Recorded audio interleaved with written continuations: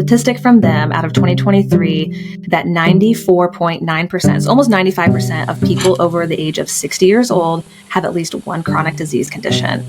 And that is really, really unfortunate. And I feel like we've normalized that. Like we're like, oh, well, that's normal. You know, when you get older, it's bound to happen. But it doesn't have to happen. I mean, we've heard of the blue zones, these people who are eating a primarily plant-based diet. They're fairly active and with a bunch of other factors involved that ties them together throughout the world.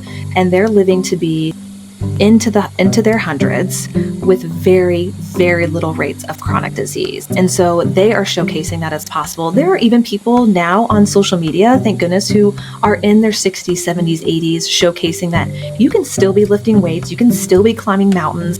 Like there's some aspirational videos out there that show like this is actually what aging can look like if you honestly make that commitment to yourself and your health.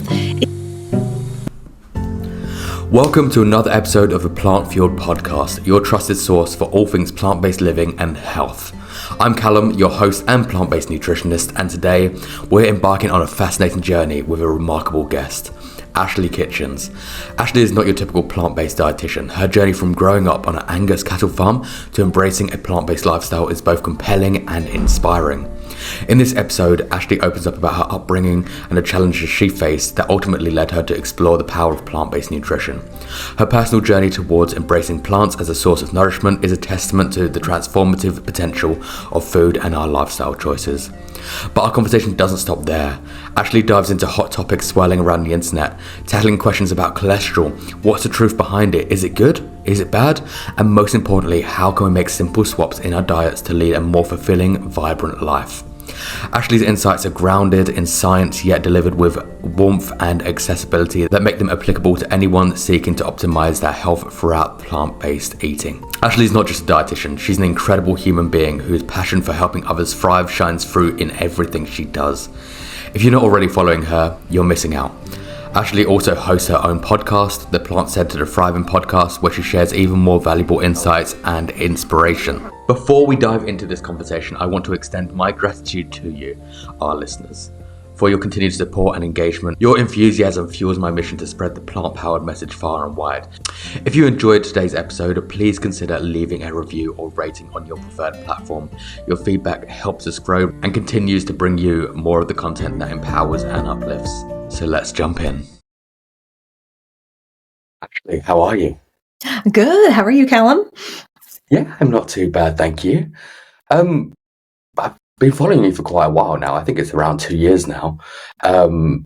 However, for people that don't know who you are, who is Ashley Kitchens? Oh, okay. Good question. So I am a plant-based registered dietitian. Callum, I can't believe I'm saying this. I've been one for over 12 years now, which is wild. So I originally sort of got into this. I'll tell my story just like real briefly because it can get lengthy.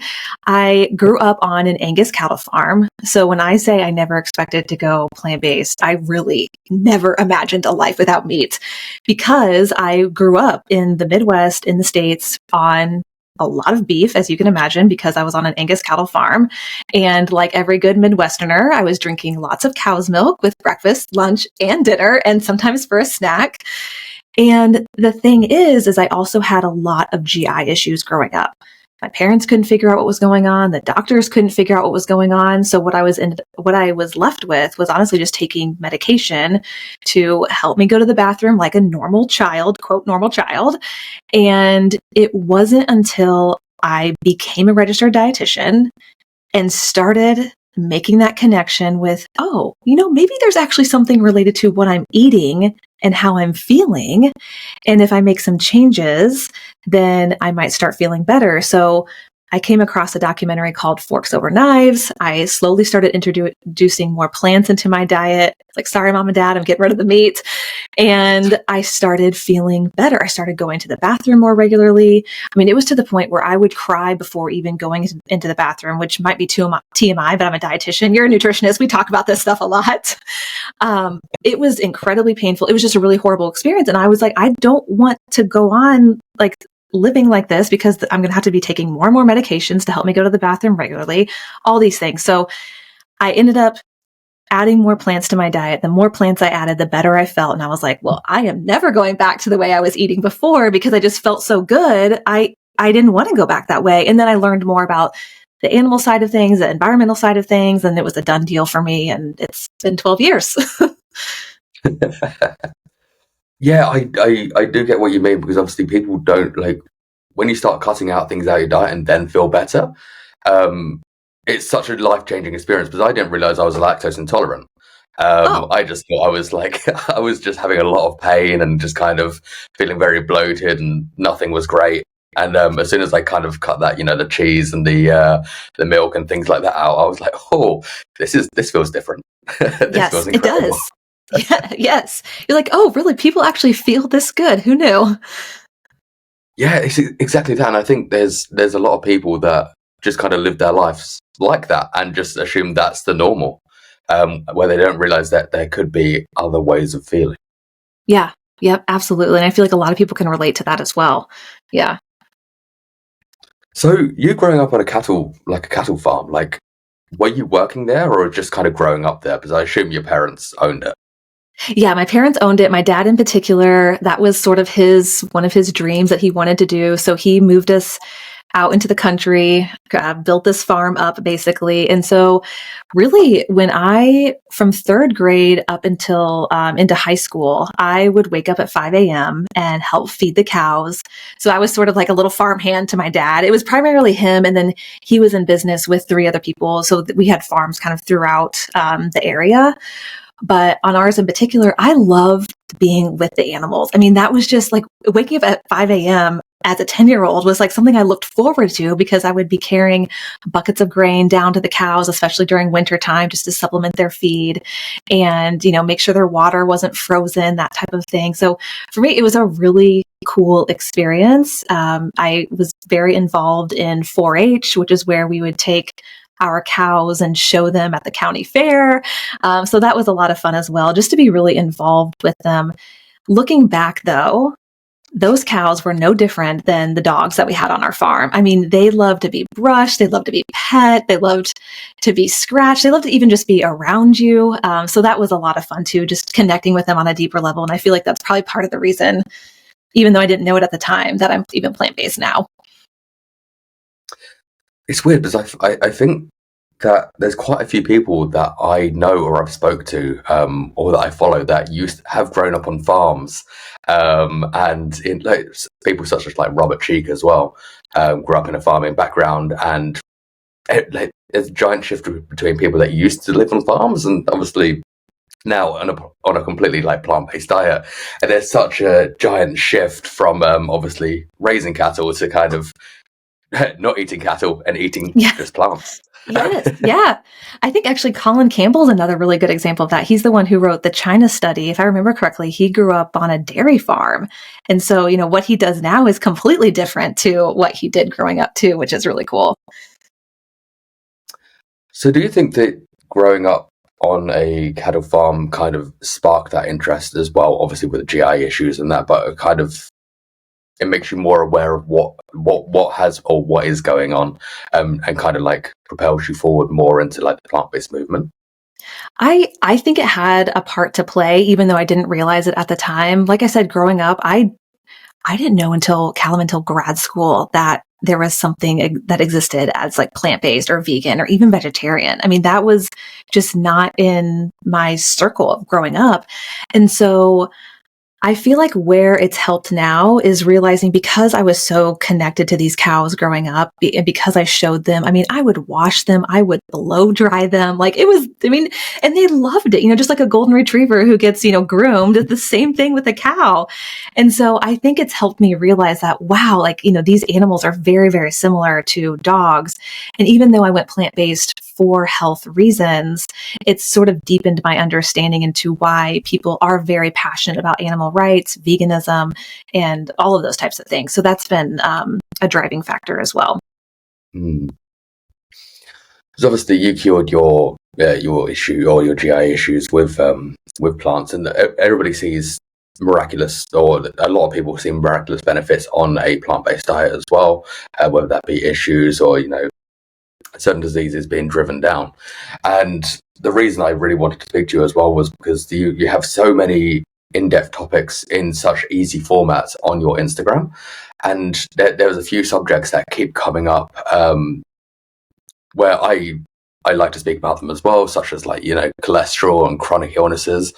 And I feel like cholesterol is one of these big ones at the moment that there's a big misconception around it, because now you're getting like this giant carnivore movement as well. So people are like, oh, cholesterol is fine, cholesterol is good, you're not going to die from cholesterol.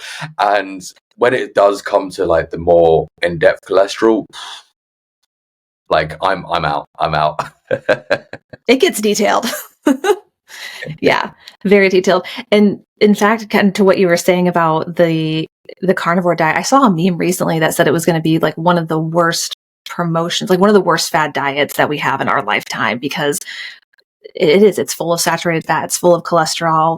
Meat contains zero fiber whatsoever. So there's a lot of issues with that, and the health implications could be deadly. I mean, truly, they could be.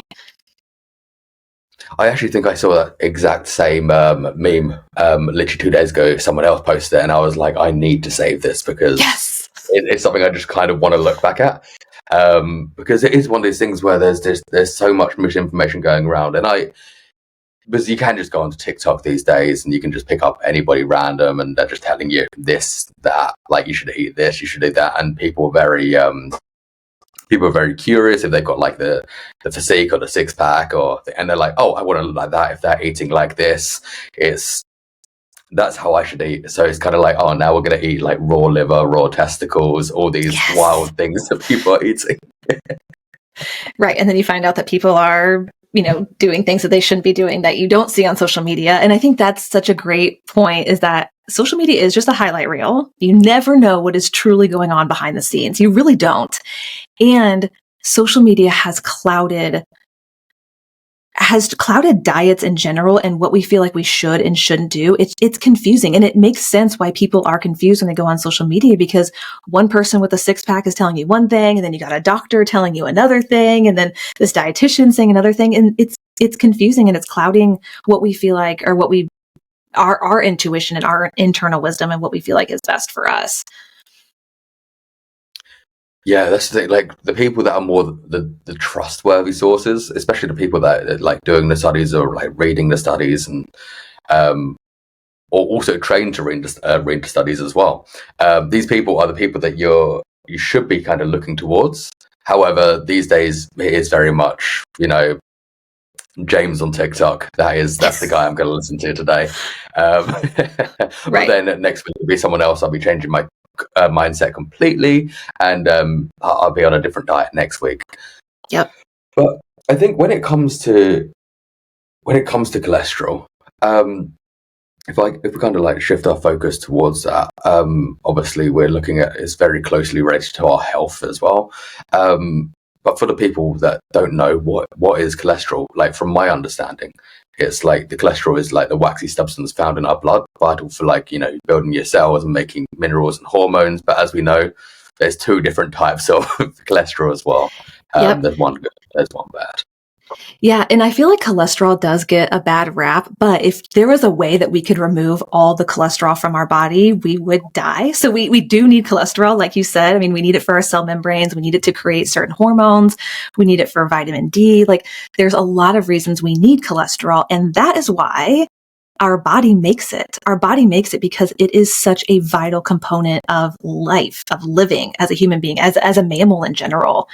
And so cholesterol is very important. But like you're saying, there are two components that carry cholesterol. There's your HDL, which is what we often hear as your good cholesterol. And then there's LDL, which is what we often hear as bad cholesterol.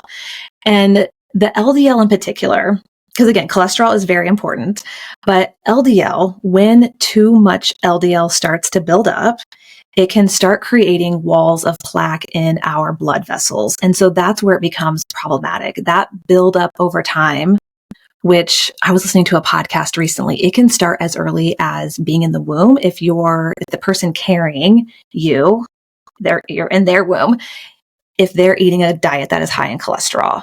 So you can start seeing signs of plaque buildup that early on, which is wild. That came from Neil Barnard, one of his podcasts. But that buildup can eventually lead to restricted blood flow. So that's where like a heart attack might come into play, or even just that chest pain or that shortness of breath.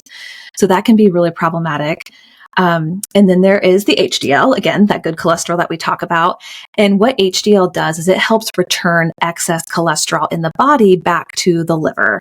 And the liver does a great job of helping get rid of that excess cholesterol through bile and then through feces. So yay, that's a good thing. And so that's why HDL, when your doctor might say, oh yeah, your HDL levels are good, that's a good thing, is because that HDL is helping basically your body get rid of cholesterol that you don't need.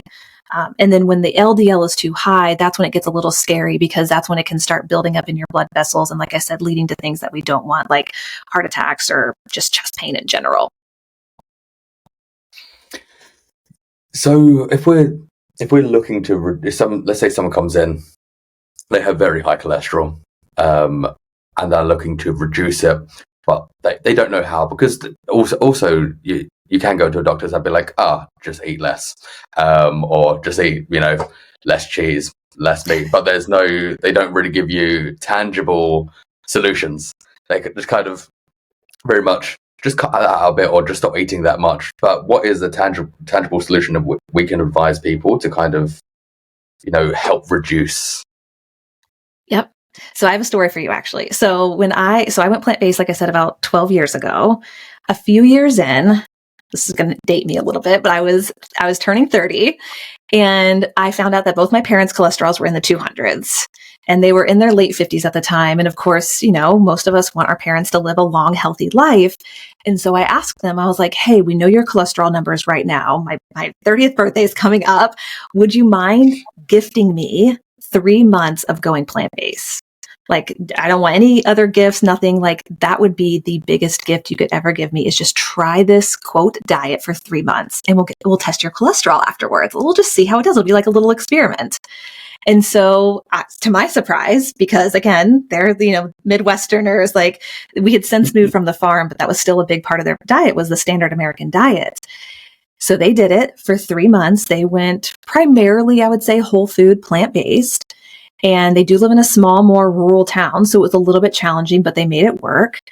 And after 3 months, we tested their cholesterol. My mom's cholesterol dropped. It was about 55 points, which was huge. So it put her in the hundreds. It put her within normal limits. And my dad's dropped around 40 points. And that was just within 3 months of going from the standard American diet to a plant-based diet, which was huge. And not only that, they were sleeping better. They had more energy. They both lost a little bit of weight, which they weren't trying to do. And so it was this huge win. One of the biggest differences in their diet, going from the standard American diet to a plant-based one, which is the case for a lot of people, is that they were eating way more fiber. And I know you know this, that most people, especially here in the States, about 95% of people don't get the recommended daily amount of fiber, which is really, really unfortunate, because fiber has so many amazing benefits to our body. One being soluble fiber in particular can help lower your cholesterol. And so what that does is it helps bind cholesterol in the small intestine, again, kind of giving the liver, being like a sidekick to the liver and helping excrete more cholesterol. And so when you switch over from a sort of more meat and dairy centric type diet to a plant forward one, even if you don't go 100% plant-based, adding that extra fiber into your diet can have a huge impact on your cholesterol levels. And we haven't even talked about the fact that you're eating less saturated fat, you're eating less cholesterol in general, because you're not eating as much meat and dairy. And so there's a lot of benefits there, which we can absolutely get into, because I know how we both feel about eating meat and all the saturated fat and cholesterol that comes with it. So. Yeah, but when it does come to levels, obviously you are adding more fiber into your diet. You are becoming, because that's the thing. Like coming from England as well, we're very low in fiber. Now in Australia, very low in fiber.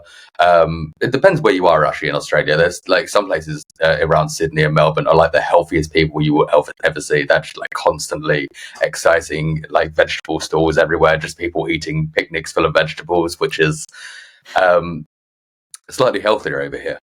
But yeah, I think when it does come to obviously adding fiber, it is lowering all those others. And if you're not going to go 100% plant-based, that's okay.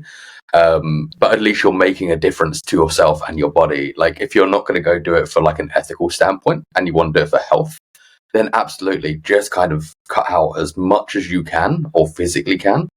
And from that, you're going to see tremendous benefits. Because I've seen people, like I know people with like very high cholesterol, but they don't want to change anything. They're like, I don't want to, cut out this. I don't want to cut out these like, the steaks or the chicken or anything like that, because that's how I've lived for the last like 60 years.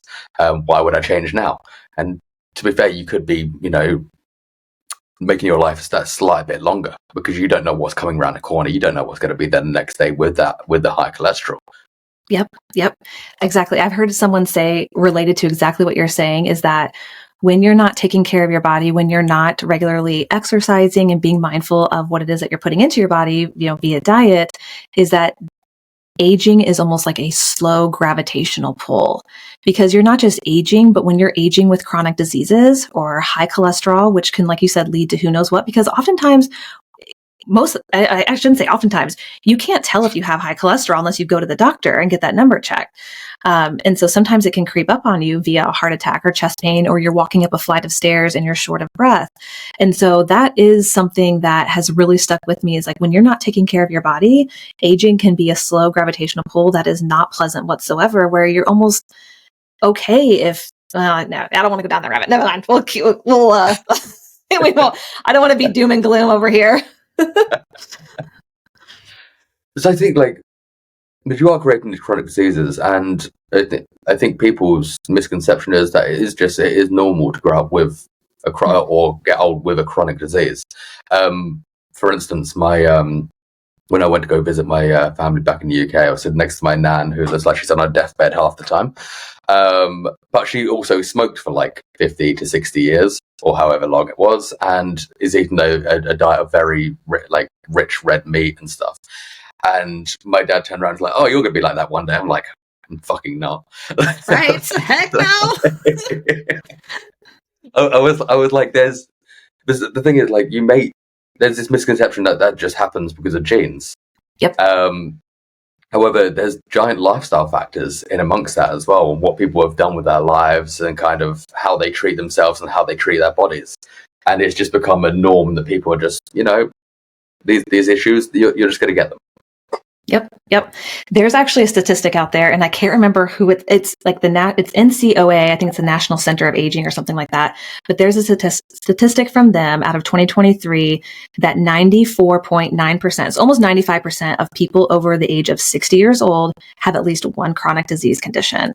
And that is really, really unfortunate. And I feel like we've normalized that. Like we're like, oh, well, that's normal. When you get older, it's bound to happen. But it doesn't have to happen. I mean, we've heard of the blue zones, these people who are eating a primarily plant-based diet. They're fairly active and with a bunch of other factors involved that ties them together throughout the world. And they're living to be into their hundreds with very, very little rates of chronic disease. And so they are showcasing that as possible. There are even people now on social media, thank goodness, who are in their 60s, 70s, 80s, showcasing that you can still be lifting weights, you can still be climbing mountains. Like there's some aspirational videos out there that show like this is actually what aging can look like if you honestly make that commitment to yourself and your health. It is a commitment that you have to make almost every single day when you wake up. Like, hey, I am going to move my body. I am going to eat primarily plants or, a more whole food, plant-based diet. And it doesn't have to look like you said, kind of like your nan. Like it doesn't have to look like that. That's what I truly believe. Yeah, it's whether you choose to kind of live the way that's going to benefit you. Yeah. But like as you said, like I've seen some of these videos where there is. I followed this lady the other day. She's in her 80s and she's doing snatches in a little CrossFit gym. I'm like, that is incredible. Yes. I was like, and it's kind of like this person's looked after themselves. They've been exercising. They've been like, I don't know what diet they're on, but they've been eating well enough to kind of be able to do that at this age. Whereas there's other people sitting there with very just kind of sad and kind of like. A very sad's not the right word, but where they haven't had the best of like education around nutrition and health. It's kind of it shows, and that's the majority of I'd say older people, because we are just in this realm now where we're being like, oh, a heart attack's going to be normal, a stroke's going to be normal, like all these other issues are going to be normal, when we know that it's our lifestyle factors that really play a giant role in whether these are going to be normal for you. And normal for you is going to be, it's going to be as normal as it is for what you've done in your life. Yes. Yes. Yeah. Yeah. Actually, I met someone recently. They were recently in their early 40s. She was recently diagnosed with type 2 diabetes. And we just met in passing. And one of the things she said, well, my mom had it, so it was bound to happen. And I wanted to be like, no, it's not. Like, you can do so many things to prevent it. And even now, possibly put your type 2 diabetes into remission, which we see over and over again of people harnessing the power of plant-based eating to some people who have been on insulin for up to a decade, and they're able to put their type 2 diabetes into remission. Eric Adams, who I think is still currently the mayor of New York City, his mom was on insulin for a decade and she had type 2 diabetes, and he went plant-based. He asked his mom to go plant-based, and they both put their diabetes into remission. I mean, it's just wild what food can do when it comes to chronic diseases. It is absolutely insane what you can do with obviously with the power of plants. Because I keep seeing more and more of these kind of reversible diseases that keep happening over and over and over again. But it's still one of those things that just is pushed to the side. It's completely pushed to the side. People are like, we're going to carry on eating how we are, and we can carry on living how we are. And plant-based eating, even if you don't take like a vegan stance on it, like plant-based eating, just adding more plants into your diet, you're gonna see these changes. You may see reversal of diseases. Obviously, for me as well, like lactose intolerant. It's not a big issue. Most people are, like 70% of the world. So me finding it out later on down the line, cutting it out, I was like, I feel incredible. And obviously you with your like GI issues as well. Yep. But unless you delve into that and at least try it, you never know. I think that is the key too, is being open-minded to just giving it a try, especially if you're struggling with one of these chronic issues, or maybe you've gone to your doctor and they're like, oh, it's not a if you're going to get type 2 diabetes or if you're going to have a heart attack, it's a when, which is so, I mean, I've heard people say that, and which is so terrible to say because there are so many things that you can do. But I think that is the key, is to be open-minded to changing, because I mean, so many of us were not raised on a plant-based diet, or not even maybe familiar with one. We know what we know, but if we can be open to knowing other things and giving it a try, that can make a huge difference to our health. I've worked in nursing homes off and on for the past 16 years. I feel like everyone should step foot in a nursing home, because it can really tell you a lot about what aging with chronic diseases can look like. But I'm seeing now people who are younger and younger come in, 60s, sometimes even 50s, with 10, 15, 20, 25 different diagnoses. And that is really sad to see. And not everyone has access to healthful plant-based foods, or like you said, even nutrition education, or these documentaries that we see on Netflix. But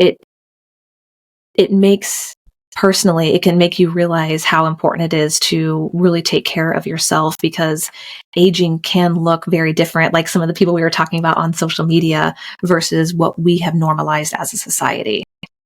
And you know what's crazy too, I want to say, Callum, is that I feel like we've normalized things like drinking alcohol in the evenings, like winding down with a beer or a glass of wine, or being sedentary, or eating highly processed foods. But then you see someone who's working out 5, maybe 6 days a week, or eating a more whole food plant-based diet, or drinking a green juice versus a glass of wine. They're like, oh, that's extreme, or that's weird. So, yeah. Yeah, there's so many people, like people that I meet, and we go out to a restaurant and like order like a burger or something, and I will sit there and be like, well, I'm not going to get a salad, but I'll get like a healthier dish. And they're like, why don't you just go for like the pizza? I'm like, because I don't need it. Like when I want it, like I'll have it, like that's fine. But if I treat my body like that every day, then later on down the line, things are going to happen that I don't want to happen. Yeah. Yep.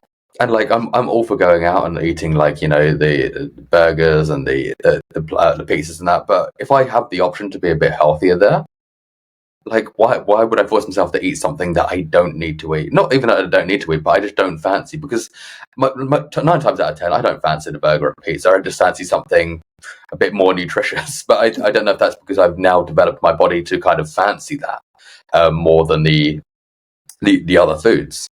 Yep, I completely agree. I was actually talking to someone today who they are eating a primarily whole food plant-based diet, but it was someone's birthday yesterday, so they went out last night and they had like this big bowl of pasta. It was still, I think, primarily plant-based from what she said, but she said she woke up the next day and she felt like, she said SHIT. She just felt horrible. And she was like, it just makes me realize how when I'm eating more whole food plant-based, that when I eat something that really isn't, how terrible I feel. And she's like, how long have I, been eating that way? And so it's amazing. And I think too, what's really important that you're touching on is like making that connection with what it is that you're eating and how you're feeling. Because I think if more of us took the time to think about how do I actually feel while I'm eating this meal and after this meal, not just what are my taste buds telling me? Because of course, a lot of ultra processed foods taste good. Like I'd be eating Oreos and drinking Coca-Cola all the time if I just listened to my taste buds. But combining how our taste buds, what they're telling us, but then also what our body is telling us. Like what is my stomach telling me? Like what is my bowel movement telling me the next day? How am I sleeping? That can make a huge difference as well to making, like you're saying, like those more healthful choices that set you up, not just for today, but also later in life too, especially if your goal is to live a longer life that is hopefully devoid of chronic disease. Mm.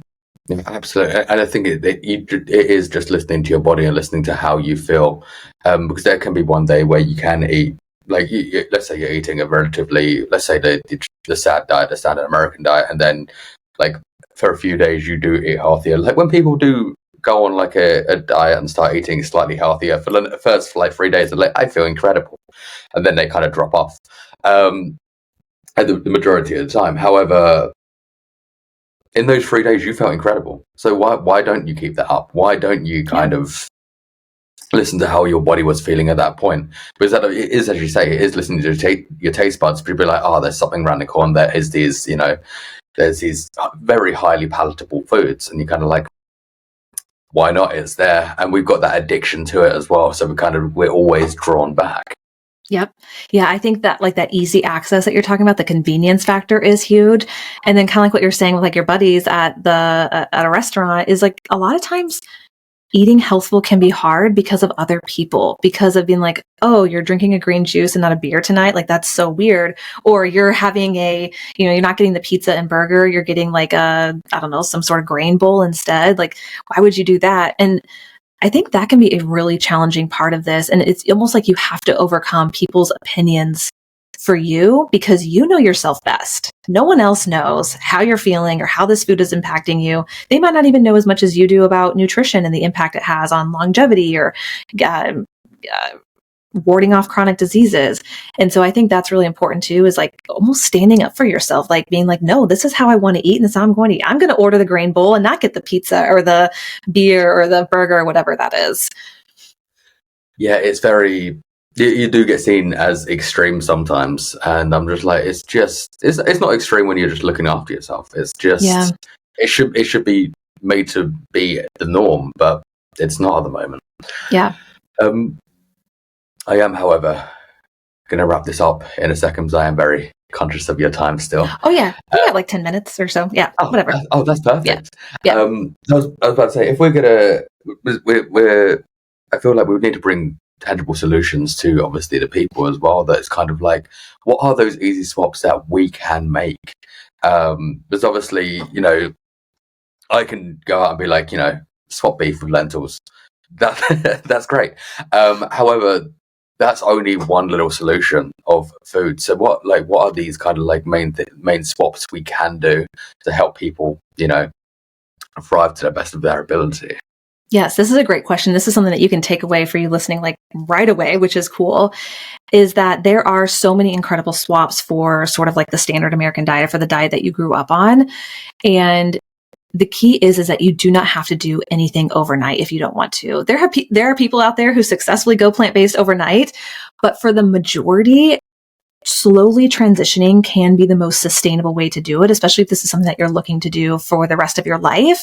And so what I often recommend is just starting with a couple of items in general. There's a couple different ways that we could approach this. So we'll explore all of them so you can kind of pick and choose what it is that you want to do.